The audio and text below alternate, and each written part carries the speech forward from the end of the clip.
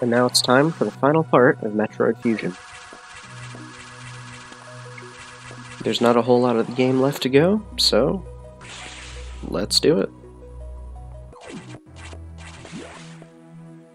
Our objective is to go to the control room and change the station's course to intercept SR-388.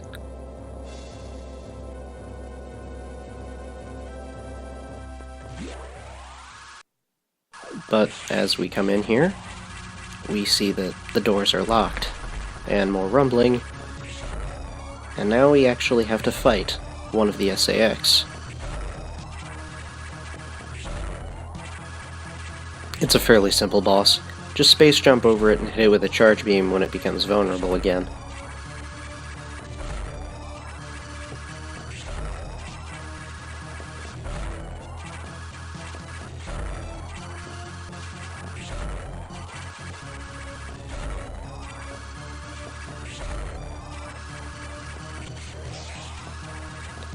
When you're in the screw attack state, you are immune to its beam, so use that to your advantage.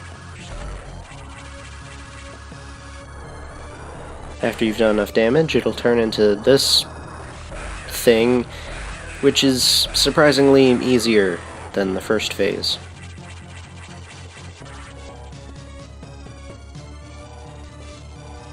And now we just apply the same strategy we use against the first few beam core X's.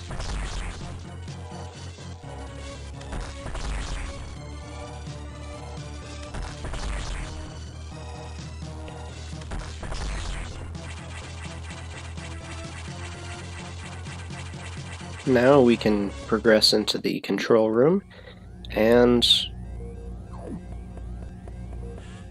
change the course of the station. Now we have to leave the station because, well, it's gonna crash into a planet and we can't be on it when that happens.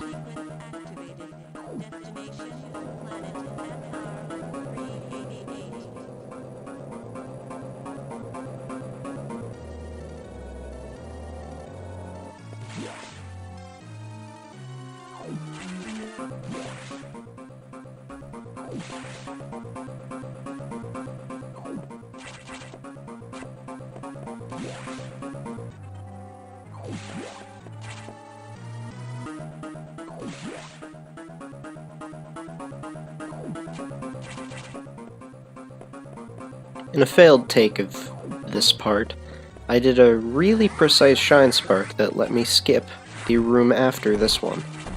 I might put it in at the end or something.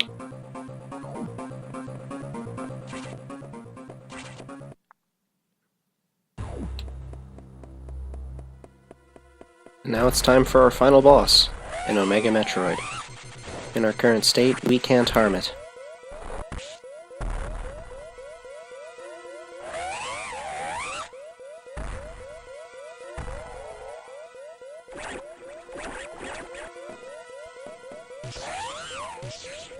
This is a bit of an inconsistency.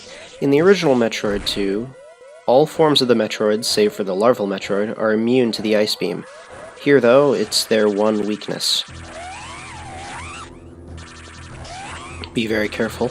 If that claw hits you, and you're doing a 0% run or something, you will die. It does over a tank of damage. Or it might do exactly a tank of damage, I'm not sure. But the Omega Metroid is a fairly easy boss.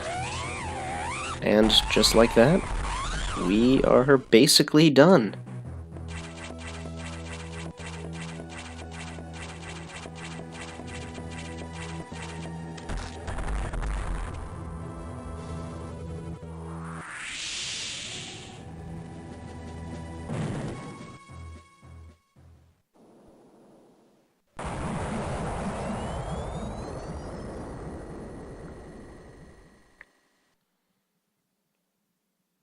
And now for the one cutscene I'm not editing out, because it's part of the ending.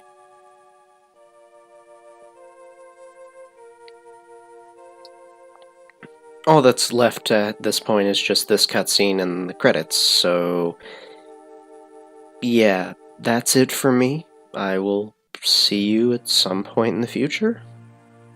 Bye.